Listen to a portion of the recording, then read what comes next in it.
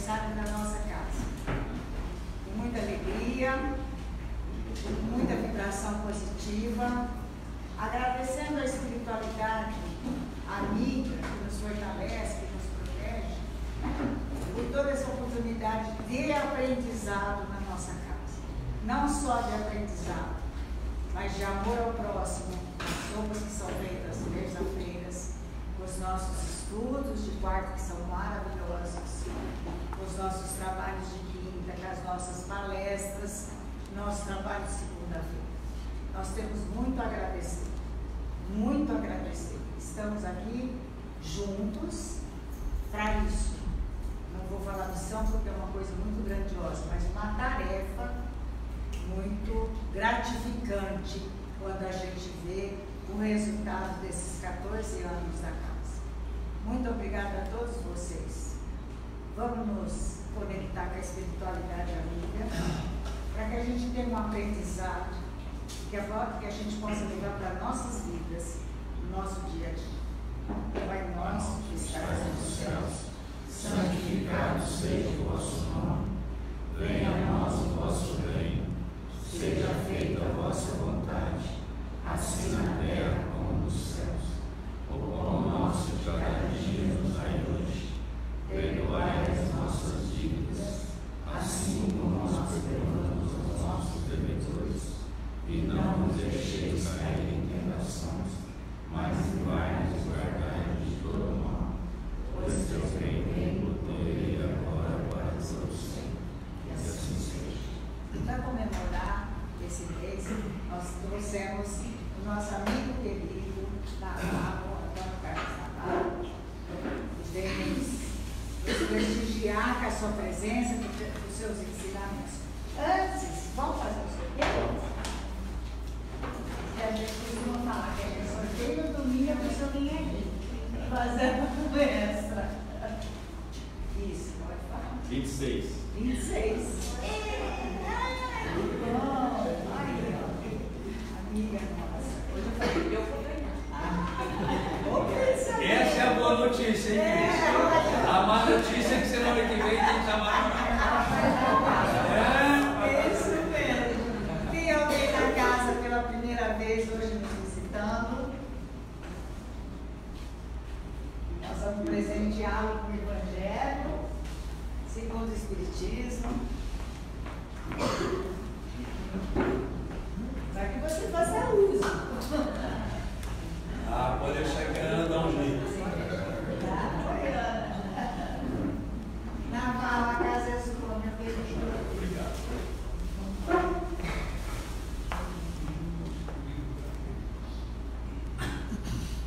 Minhas irmãs, meus irmãos, que o Senhor Jesus nos abençoe. Uma alegria imensa voltarmos ao Amor e Fé, ainda mais uma data tão especial. Me sinto honrado com o convite, que não mereço, mas quero desejar sucesso sempre em nome de Jesus e com Jesus, para que a casa possa sempre fornecer frutos. Vamos lá. Estou tentando me adaptar, não sei se vocês perceberam, estou sem óculos. Esqueci em casa. Sai. Estavam os dois óculos dentro de casa, o óculos escuros, os dois são de graus. Ele saiu com um tão acostumado, esqueci o outro. Agora estou fazendo força para me adaptar às circunstâncias. Os ossos estão meio manchados. Mas vamos tocar o barco. Falhas da memória. Que já tem sido muito. Mas um livro extraordinário, que provavelmente já tenhamos falado dele aqui, intitulado A Linguagem de Deus. O Dr. Francis Collins, que foi o gerente geral do projeto Genoma, neste livro ele traça toda a sua mudança de entendimento em relação à espiritualidade. Esse livro ele chega numa conclusão muito interessante, embora simples, mas que será útil para as nossas reflexões na manhã de hoje. Diz ele: imagine você andando por um pântano, atravessando um pântano.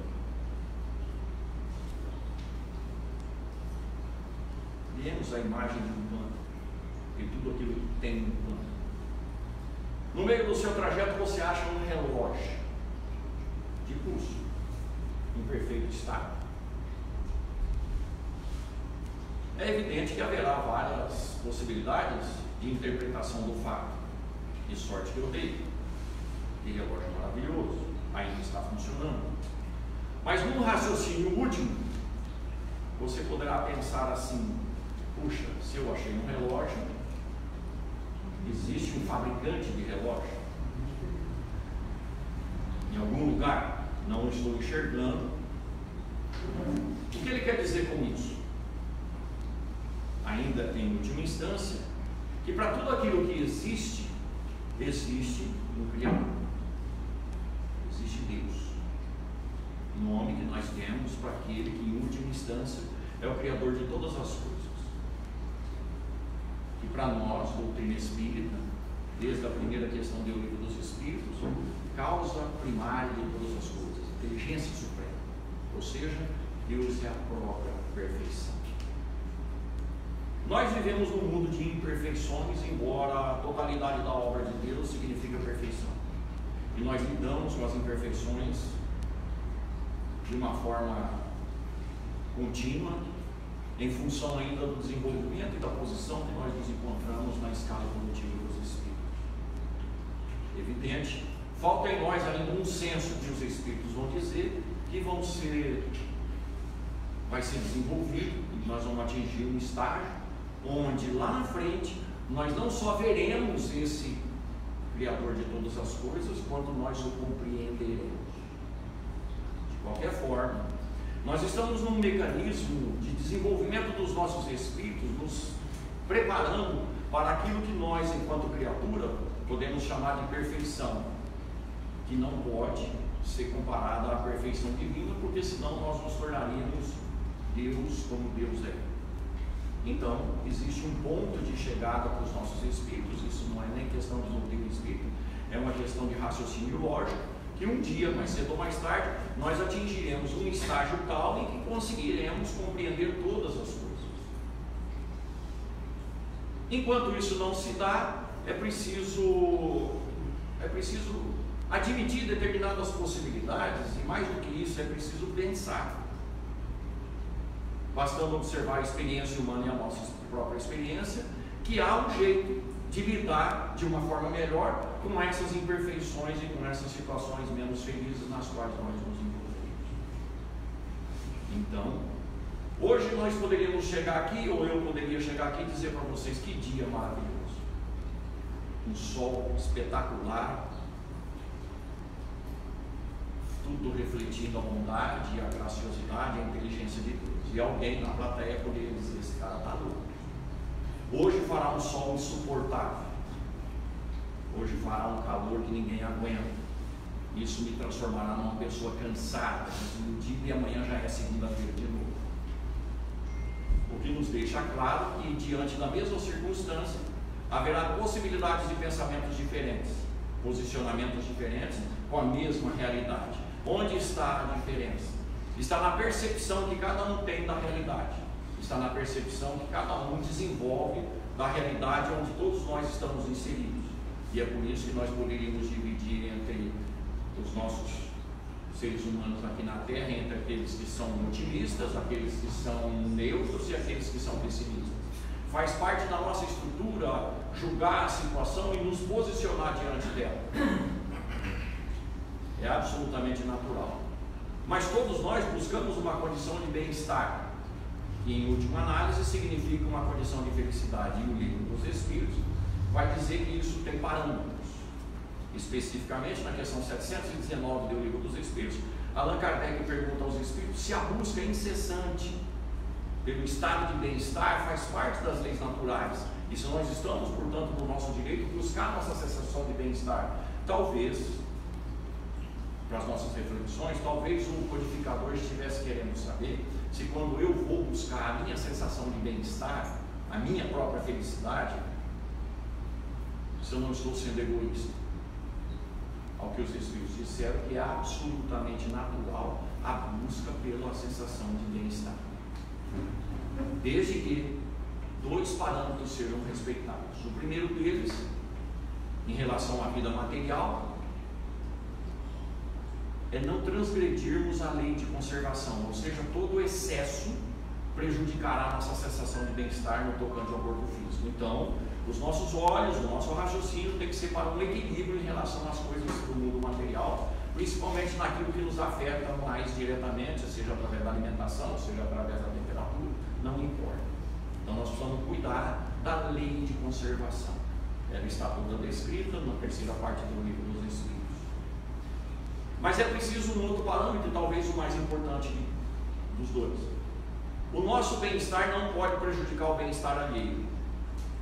Se o nosso bem-estar, a conquista do nosso bem-estar, transgredir de tal forma que atrapalhe o bem-estar alheio, nós não estamos coerentes com a lei de Deus e haveremos de nos responder sobre isso. De qualquer forma, existem leis que regem nossas vidas. Existem condições nas quais nós temos que nos adaptar.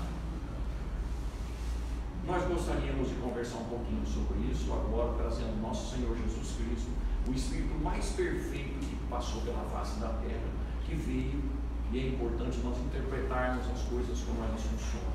Então, antes de falarmos de Jesus, nós vamos falar de duas questões do livro dos Espíritos relacionadas não só a Jesus, mas a todos nós, filhos do mesmo Deus, porque Jesus, Espírito, também é por nós um Espírito e, portanto, filho do mesmo Pai. Meu Pai, vosso Pai, disse Jesus.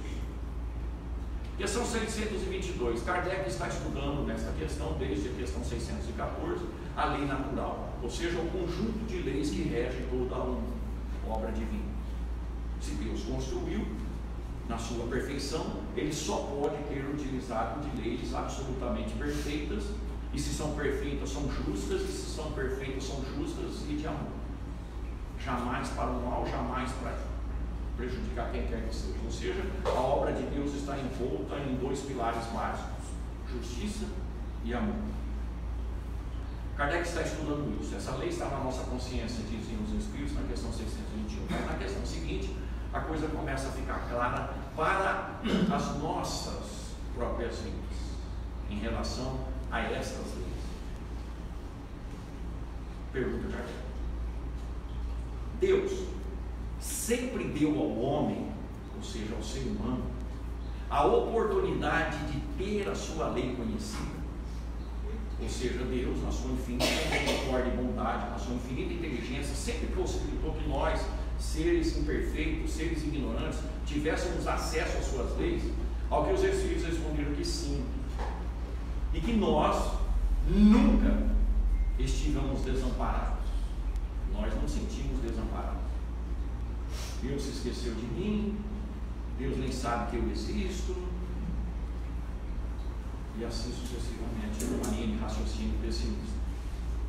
Deus nunca desamparou o homem.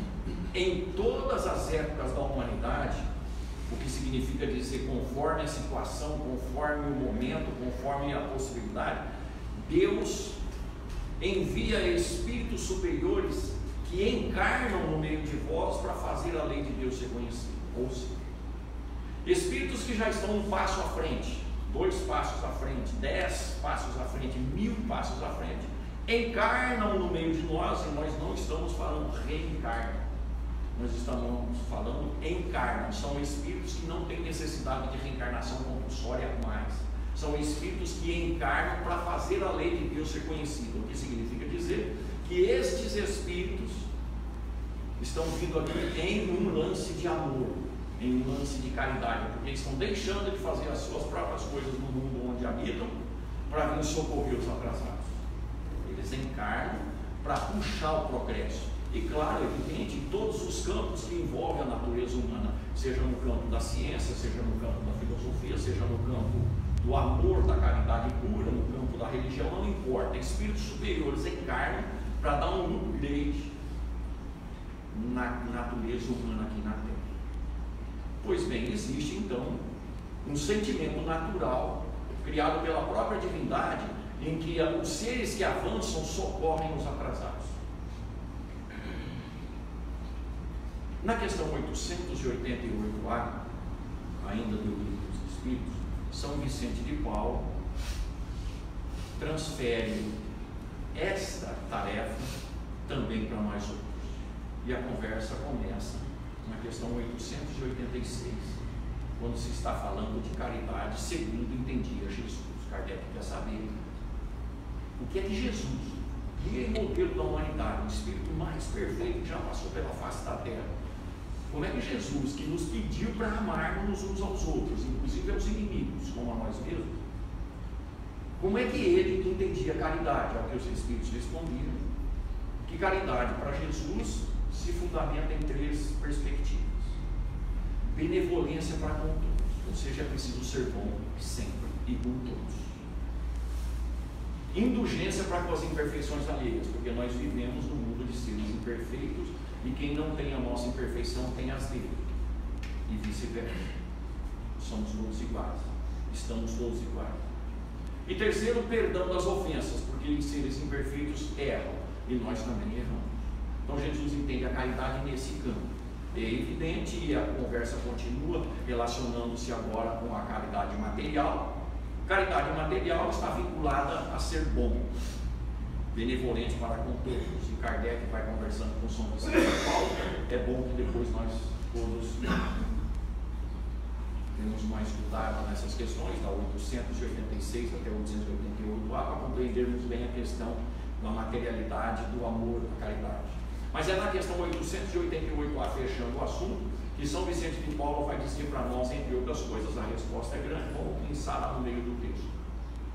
Que nós, enquanto espíritos, estejamos encarnados ou desencarnados, não faz diferença, nós nunca podemos nos esquecer que, assim como à nossa frente tem aqueles espíritos que nos ajudam a progredir, os que voltam para fazer a sua lei ser conhecida, aqueles que voltam para socorrer a humanidade.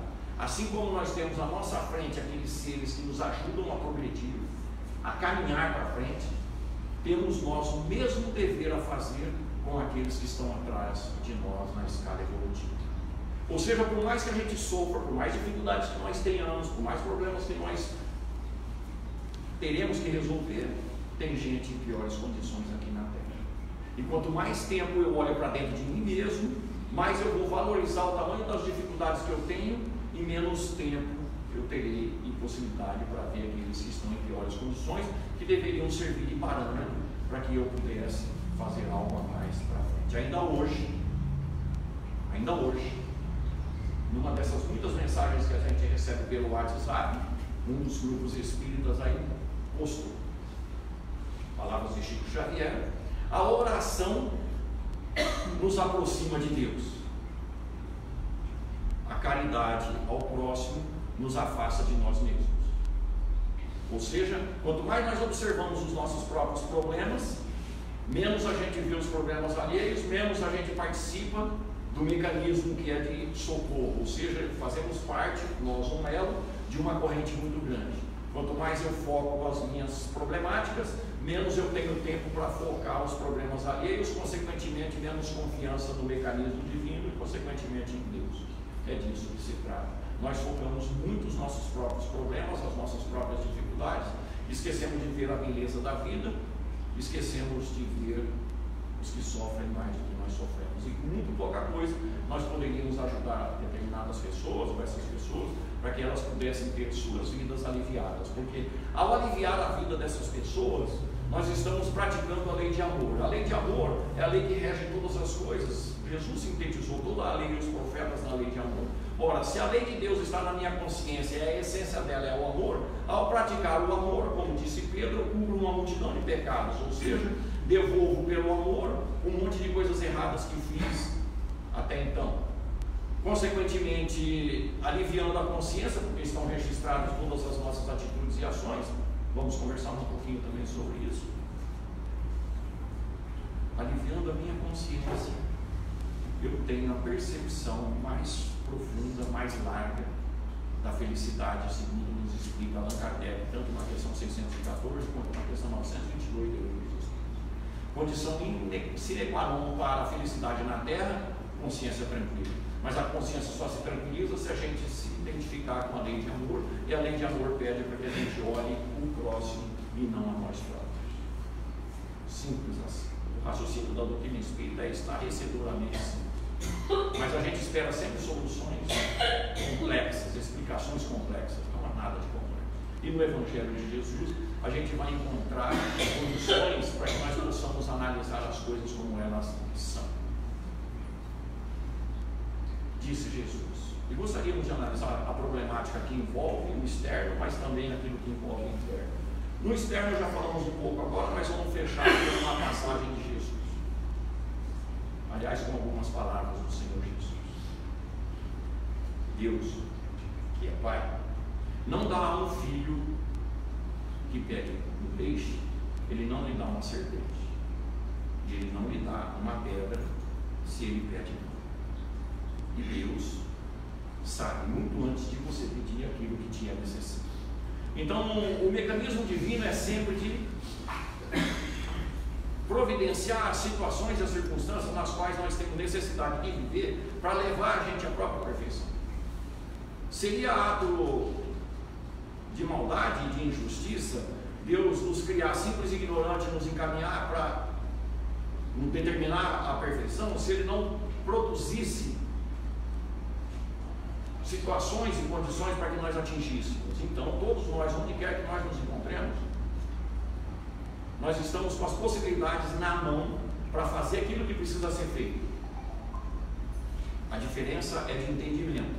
O que é que eu preciso fazer para dar um passo à frente? Ou ainda, o que é que eu preciso deixar de fazer para melhorar de vida? Porque às vezes não basta não é necessário somente fazer algo de bom, é necessário deixar de fazer algo de ruim. Então as nossas reflexões não podem ser no campo, o que é que eu preciso fazer? Não. Também é o que é que eu não preciso mais fazer. Fazer uma revisão daquilo que está nos nossos valores e no nosso comportamento do cotidiano, do repetitivo, nas coisas que são externas. Jesus estabeleceu para nós, Deus é a própria providência. Algo está errado em nossa vida, tem a ver com a nossa percepção da realidade e a forma como nós estamos reagindo. Tanto quanto algo está errado no meu mundo íntimo, num processo, seja psicológico, seja físico, tem tudo a ver com o meu espírito. Analisemos então duas passagens do Evangelho de nosso Senhor Jesus Cristo. Caminhava Jesus e sempre com muita gente em volta. Era uma época extremamente complicada. Se hoje nós reclamamos da vida, e se tem gente com dificuldade, com dores, imaginemos a época do Cristo. Sem nenhuma tecnologia, sem nenhuma ciência, sem nada. As pessoas sofriam muito. Aparece um ser que cura qualquer coisa, afasta qualquer tipo de espírito. Tinha gente em volta dele? Meu Deus, deveria ser um tormento o tempo todo. Ele era a solução para todos os problemas, então pessoas e mais pessoas se ajudavam. Numa dessas oportunidades, gritava de longe um cego de nascença aos 18 anos: Senhor, Senhor. E as pessoas diziam para ele: cala-te, ele não vai te ouvir. Pois Jesus para e começa a conversar com o jovem cego. O que você deseja? Senhor, eu desejo vir. Jesus, com a sua saliva, cuspida ao chão, faz um barrozinho, passa nos olhos dele, fala o tanto que Siloé e se lave. E ao se lavar no tanto, ele começa a enxergar.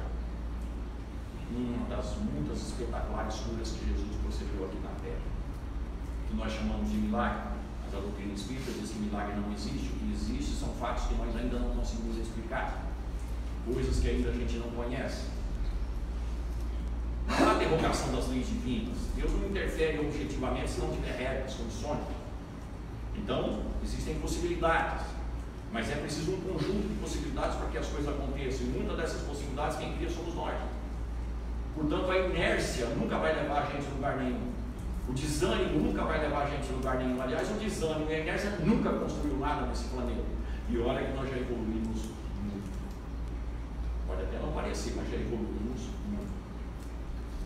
Bem, os apóstolos chegaram em Jesus, porque sempre havia uma explicação, e eles tinham uma intenção de aprender cada vez mais. Senhor, quem foi que pecou para ele nascer cego?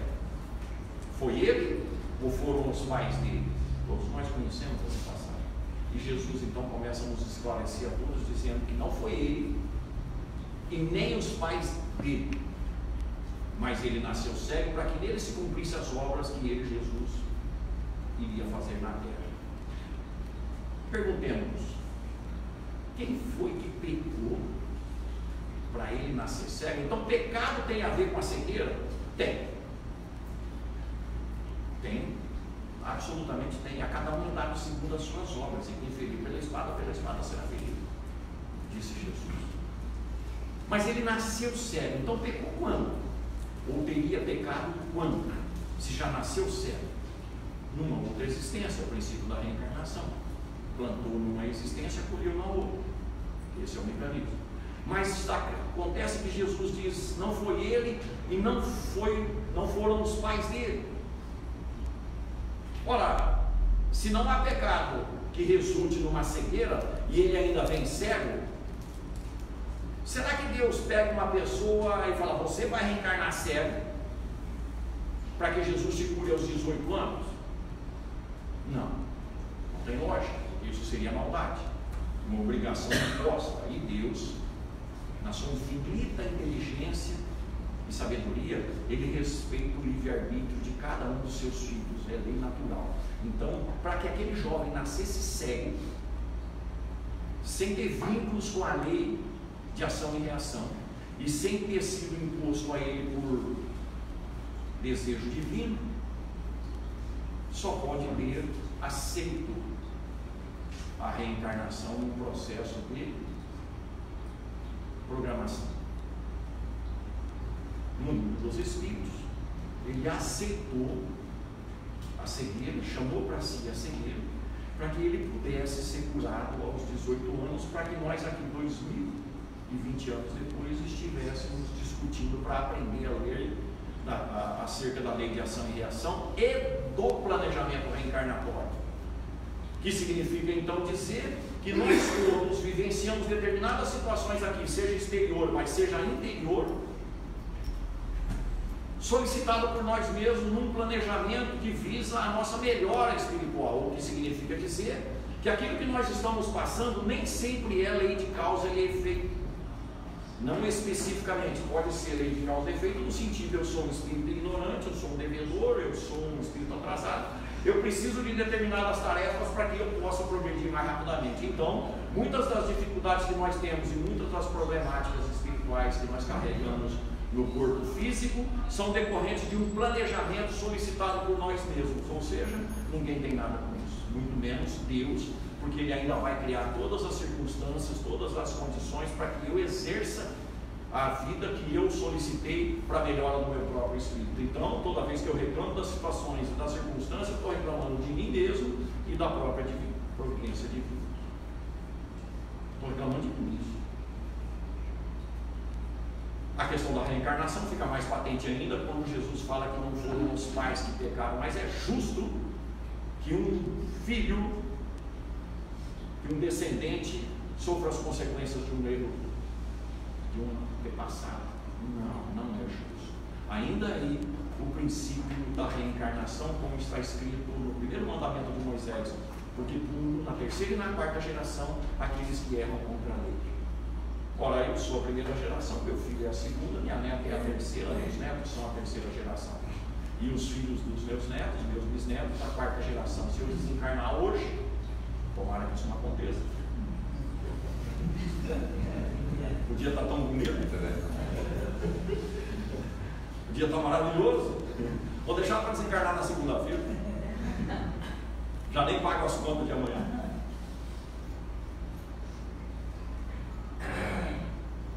É justo que eu, desencarnando hoje,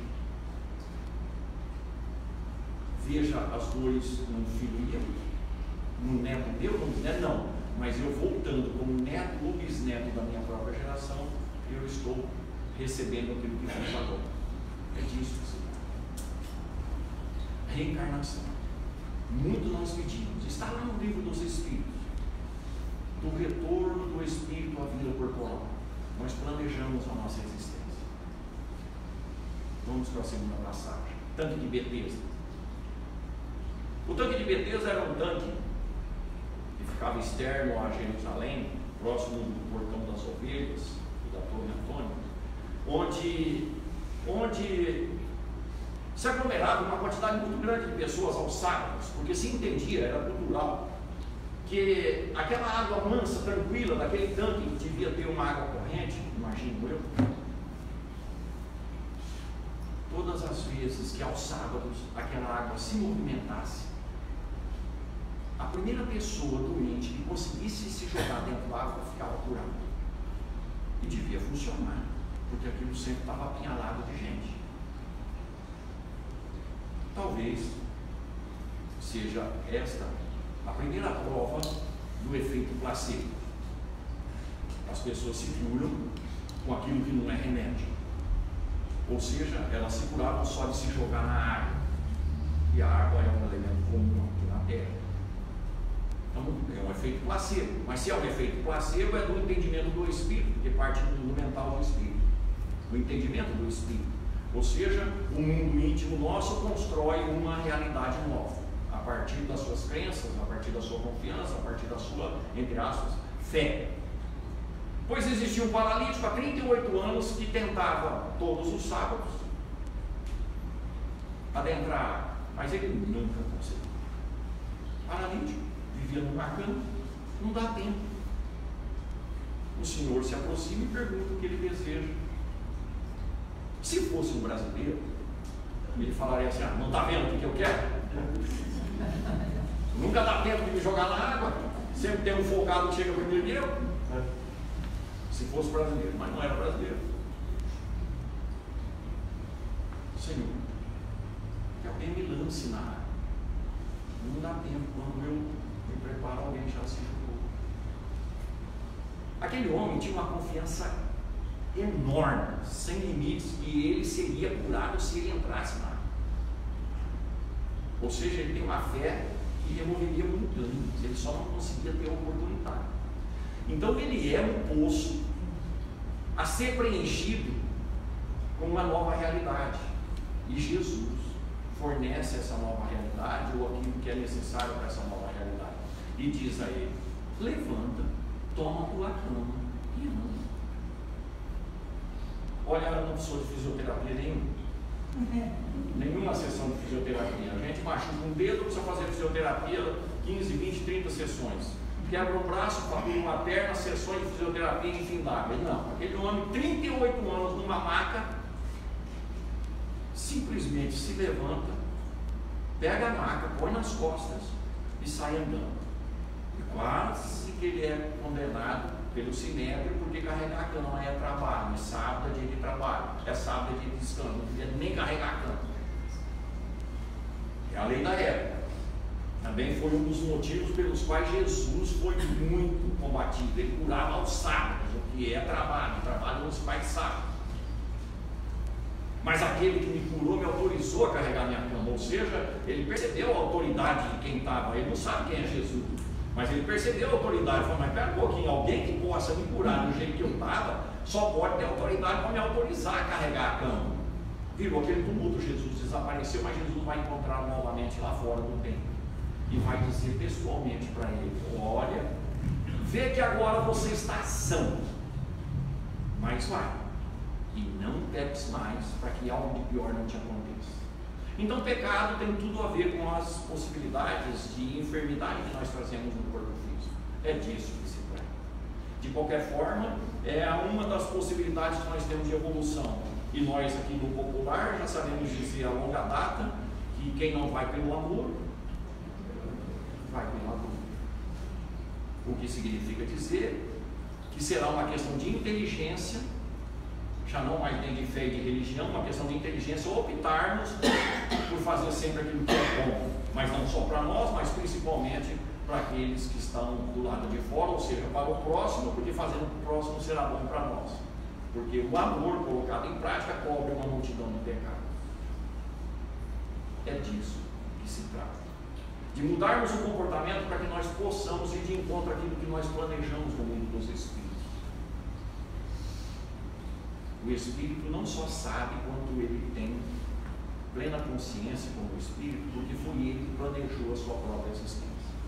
Mas é verdade, questão 258 do Livro dos Espíritos, que nós, nem todos nós, participamos do planejamento reencarnatório. para que se participe positivamente, objetivamente, presencialmente no planejamento reencarnatório, os espíritos precisam estar no mundo dos espíritos conscientes de suas situações. Conscientes. E existem muitos espíritos que estão no mundo dos espíritos e nem sabem que morreram. Isso é muito comum, a gente vê na sala mediúnica, quando a gente recebe entidades espirituais para serem esclarecidas, para quem não conhece o mecanismo. Nas salas mediúnicas, nós recebemos a visita de espíritos trazidos pelos espíritos trabalhadores da casa, para que eles sejam evangelizados, esclarecidos, doutrinados.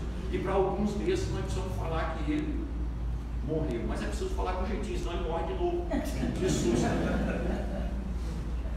Tem que ter todo um jeito, senão mata ele de novo, de susto. Porque nós somos assim. A realidade é vista de forma diferente por cada um de nós e em determinadas profundidades. Então, quem está no mundo dos espíritos, consciente de suas possibilidades, esclarecido, e é por isso que Allan Kardec recebe a confirmação no Livro dos Espíritos, de que quanto mais a gente conhece a realidade, ou seja, quanto mais a gente conhece a doutrina espírita e os seus ensinos, mais facilmente a gente volta para o mundo dos espíritos e se adapta mais facilmente.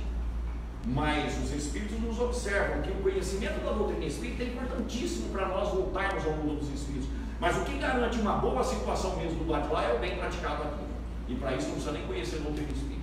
Ou seja, os espíritos têm nas mãos uma ferramenta imensa que nós vamos transformar em talento segundo a proposta de Jesus. E cada talento que nós temos nas mãos será pedido conta pela nossa própria consciência. O que significa dizer que é preciso fazer a coisa acontecer aqui na Terra, porque nós temos tempo para isso e estamos vivendo uma vida que nós pedimos. Imaginemos então qual teria sido a nossa condição. Será que eu estava consciente no mundo dos espíritos? Não sei. Será que eu estava inconsciente? Também não sei. Mas se eu estava consciente, eu participei sempre sendo ajudado por entidades espirituais que amam o bem, que me amam em nome do amor divino, em nome de Jesus. E vão me ajudar a programar uma vida que eu possa viver de tal forma que eu progredo. Mas às vezes a gente é um pouco afônico e quer mais do que a gente tem possibilidade. A gente faz isso muito aqui na Terra, no mundo dos espíritos também. Alguns espíritos nos aconselham então, não. Isso você não vai dar conta, você não tem força, você não tem preparo, você não tem maturidade. Não peça isso. Não, mas eu quero. Vamos fazer o seguinte, deixa isso para daqui a pouco. Nessa reencarnação você se prepara. Não, eu quero. Bom, então é livre-arbítrio, você vai. Aí você quebra a cara aqui na Terra.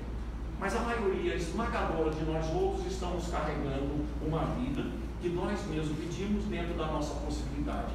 A questão é posicionamento diante da vida. Eu não sei o que eu pedi, mas eu sei que eu tenho força suficiente para tocar o barco da vida. Esclarecimento que a doutrina espírita nos traz é uma questão de lógica, justiça e, consequentemente, de bondade. Os inconscientes são ajudados exclusivamente pela caridade dos bons espíritos. Nada foge da justiça e da bondade de Deus. De forma que cada um de nós estamos aqui vivendo num corpo que foi planejado por nós outros lá no mundo dos espíritos. Esses detalhes são trabalhados de uma forma muito clara no livro Missionário da Luz. Missionário da Luz Missionário da Luz é um dos 10 livros mais extraordinários que a doutrina espírita já foi possível unicamente, segundo uma pesquisa que foi feita por muitos estudiosos aqui no Brasil e dirigentes espíritas. É um dos 10 livros mais importantes da doutrina, dada a quantidade de conhecimento. Não é sem razão que agora nós temos visto algumas confirmações por parte da ciência daquilo que estava proposto no Missionário da Luz desde 1945. Então vale muito a pena a gente dar uma lida em Missionário da Luz, mesmo porque os capítulos quase que são independentes. Me parece que só 12, 13, 14 e 15 que tem uma certa ligação entre si por conta do processo de reencarnação que é tratado lá. Imaginemos, portanto, um planejamento reencarnatório, observando as páginas de Missionário da Luz. E ele conta ali o caso de Sigismundo, que é um espírito que está consciente no mundo dos espíritos, mas ele não está confiante, porque a carga de problemas que ele está trazendo é grande. Ele está assim, mesmo conhecendo a realidade, e olha que interessante, ele está numa colônia espiritual, assessorado por espíritos de escola, e ainda assim ele está pessimista em relação às suas próprias possibilidades. O que significa dizer que não é desencarnando que a gente elimina todas as nossas problemáticas existenciais e o nosso entendimento diante da vida. A gente pode estar no céu e vivendo no inferno interior, e a gente pode estar no inferno e vivendo no céu interior. É disso que se trata. Mas Segismundo está sendo preparado, e ali mostra todos os detalhes do planejamento reencarnatório, levando em consideração as suas necessidades em cima do mapa genético, que vão lhe dar as condições corporais para o futuro, e assim sucessivamente. Ele terá, está registrado no DNA, uma problemática cardíaca lá depois da meia-idade. Registrado no DNA uma problemática cardíaca para depois. O DNA é um planejamento, é um programa. Mas isso é definitivo? Não. O amor cobre uma multidão de pecados. Inclusive, ele pode fugir desse problema se matando aqui na Terra. É uma possibilidade. Então, aquilo que está escrito não necessariamente pode acontecer. Deus está sempre trabalhando em função das condições do seu filho. Por isso que Emmanuel fala que todo o bem que nós praticamos será sempre nosso advogado de defesa, onde quer que nós nos encontremos. E se a justiça divina vem encontrar a gente trabalhando no bem, ostensivamente no bem, recolhe a dívida e leva para cima para renegociar, para pagamento parcelado no tempo. Então o benefício é sempre para nós. E a gente faz algumas opções para evitar determinados problemas aqui na Terra. Diz, é interessante essa questão. Uma mulher está planejando a sua existência corporal, e ela faz uma visita no departamento de reencarnação, lá na seção onde se estrutura, consequentemente isso será passado para o mapa cromossômico, a aparência física dela.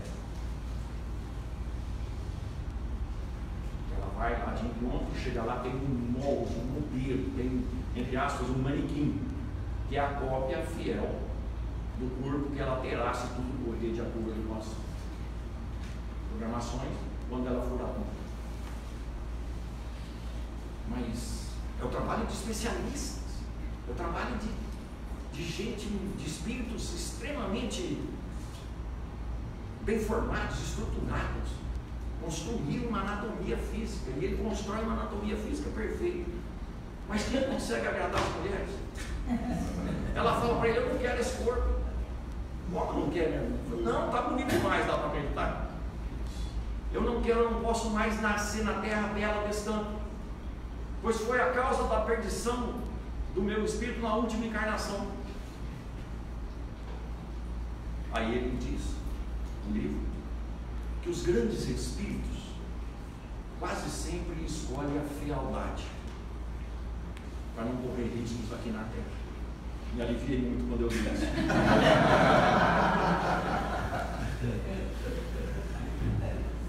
Percebendo no que se trata? De posicionamento íntimo diante das dificuldades da vida, sejam elas de condições exteriores, sejam elas de condições fisiológicas, mas sempre vai estar envolvido com as minhas condições espirituais. E eu não preciso ficar sabendo se foi porque eu atirei pedra na cruz, se eu passei roupa nas tábuas do 10 mandamentos, se eu feri esse ou aquilo. Não há necessidade, há uma justiça. Essa justiça vem de Deus, que é a própria perfeição, que ama de um nível que eu nem faço ideia, para o meu próprio bem.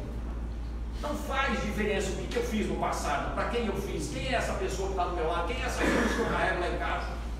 Não faz diferença. A diferença está no posicionamento diante daquilo que vai acontecer, daquilo que está acontecendo. Porque o Espírito diz o livro dos Espíritos e Missionários da Luz, está vinculado ao corpo físico de tal forma que ambos se interpenetram, que ambos se influenciam um ao outro. Mas André Luiz traz em Missionário da Luz uma informação extraordinária. O espírito está ligado eletromagneticamente de tal forma ao corpo físico, através da epífise, que é através desse órgãozinho pequenininho que ele consegue modificar toda a estrutura funcional do sistema endócrino, que é o sistema de glândulas que fornece os hormônios necessários para nós vivermos aqui na Terra. Inclusive, a ponto, diz o livro de André Luiz, de descobrir dentro de nós forças sobrenaturais, forças subconscientes que nós sequer imaginamos que temos. Para quê? Para enfrentar os problemas da vida, sejam eles físicos, sejam eles externos. Quem está no comando, ou deveria estar, é o Espírito, princípio inteligente do universo, que carrega em si a marca do seu Criador, destinado para o amor. O Espírito tem todas as possibilidades de sucesso, mas nós observamos o sucesso por um prisma muito curto. Sucesso nem sempre é conseguir as coisas de imediato. Sucesso é uma construção. Às vezes é preciso colocar muitos tijolinhos uns sobre os outros, entrelaçados, numa determinada estrutura, para que seja uma construção pronta no futuro. E nós queremos, no nosso imediatismo, que as coisas se deem no agora. Então a gente quer sarar rápido, a gente quer resolver um problema rápido, a gente quer solucionar os problemas num piscar de olhos, sendo que a gente vem plantando coisa errada há séculos, para não falar milênios. Estabilizar-se onde se encontra. Cada um de nós está no lugar certo, do jeito certo, para fazer o que é certo. Milagres existem todos os dias. Fazer isso aqui tudo funcionar é um milagre. Fazer a vida acontecer tal qual ela acontece é um milagre. E nós querendo as coisas caindo do céu, e que caem, mas a gente não sabe aproveitar para resolver as nossas problemáticas, que são tão simples, porque foram criadas por nós mesmos na nossa ignorância. Do que se trata? De entender Jesus. Para nós, de entendermos o guia e modelo da humanidade, Jesus, o Espírito mais perfeito que Deus deu para servir de guia e modelo para nós outros aqui na Terra. E Jesus disse: eu vim para que tenham vida e vida em abundância. Portanto, tenham bom ânimo. Eu venci o mundo, vocês poderão vencer tanto quanto eu, porque poderão fazer mais coisas do que eu tenho feito. A minha alegria é fazer a vontade do meu Pai que está no céu. E eu vim, portanto, para as ovelhas perdidas da casa de Israel. Eu vim para os doentes, para os necessitados. Porque os sãos não precisam de médico nem de remédio. Ora, Jesus veio por quem? Por mim. Dentre outros, ele veio por mim. Mas ele está me dizendo que se eu assumir um comportamento tal de bom ânimo diante da vida, e olhando o próximo como eu gostaria que eu fosse visto, eu conseguiria ter uma vida e vida em abundância, mesmo diante das dificuldades aqui na Terra. Será, portanto, uma condição de escolha. Quais têm sido as nossas escolhas? Lembrando, repetindo, que o pessimismo, a má vontade, a inércia, a preguiça, a inoperância nunca construiu nada de bom aqui na Terra. E é por isso que os Espíritos vão dizer que a questão do bem-estar muitas vezes não é resolvida pela questão da inteligência, mas é resolvida pela própria necessidade que o Espírito tem de progredir, e por isso mesmo sempre será às suas próprias custas. Consciente disso, nós haveremos de diminuir esses custos para a nossa renovação, nos aplicando nos pequenos detalhes no dia a dia de nossas vidas, com o próximo que está mais próximo de nós, ou seja, dentro das nossas casas, com os nossos entes mais próximos. É com esses que nós começamos a mudar as nossas vidas, tentando mudar a vida deles para melhor. Quanto mais eu olhar para as necessidades deles e tentar suprir na medida das minhas possibilidades, na medida das minhas condições, mais feliz naquilo que compete a mim eles vão se sentir, e consequentemente eu mais feliz também. Todas as ferramentas e todas as possibilidades estão em nossas mãos, e Jesus, ainda uma vez Jesus, e por último, está caminhando conosco. Eu não vos deixarei órfãos, eu estarei convosco até o fim dos tempos. Vinde a mim todos vós que estáis cansados e sobrecarregados, tomai sobre vós o meu jugo e aprendei comigo, que sou manso e humilde de coração. Encontrarei alívio para as vossas dores, porque leve é meu fardo e suave é o meu jugo. Decisão inteligente? Sempre com Jesus, mas nunca sem carteira. Muito obrigado a todos e muita paz.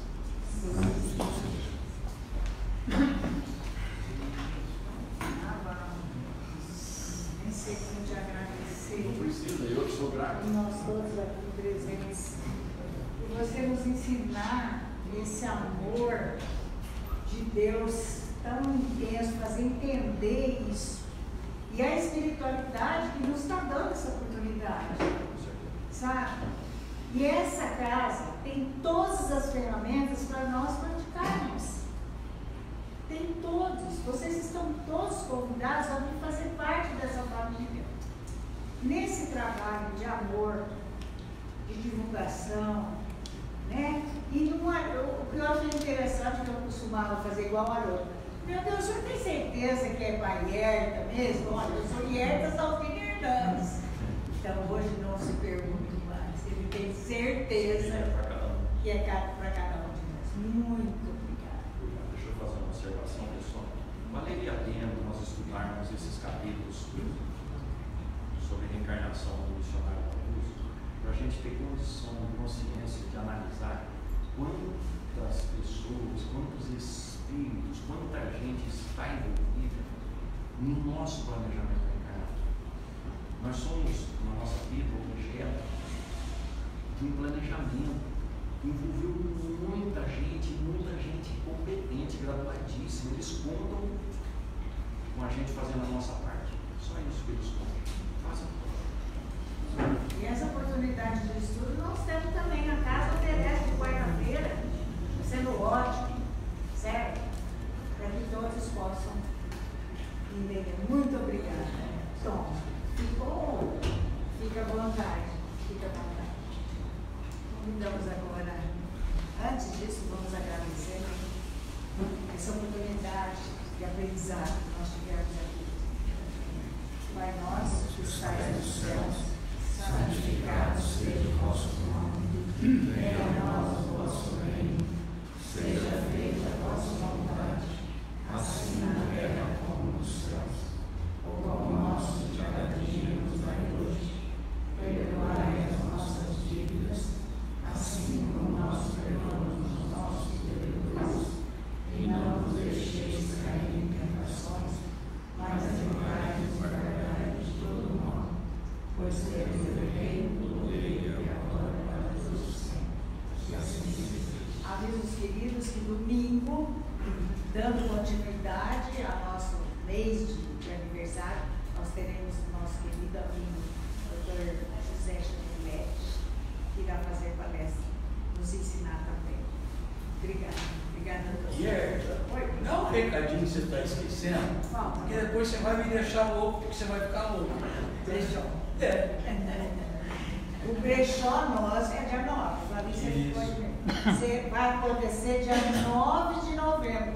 Nós estamos com um prazo curtíssimo e eu conto com vocês. Se não tiver colaboração de vocês, a gente consegue fazer o brechó. Pedem para o vizinho, para os amigos, coloca no grupo e vão trazendo, vamos arrecadar para que a gente possa fazer o último brechó do ano com sucesso, como todos os outros que foram na nossa casa.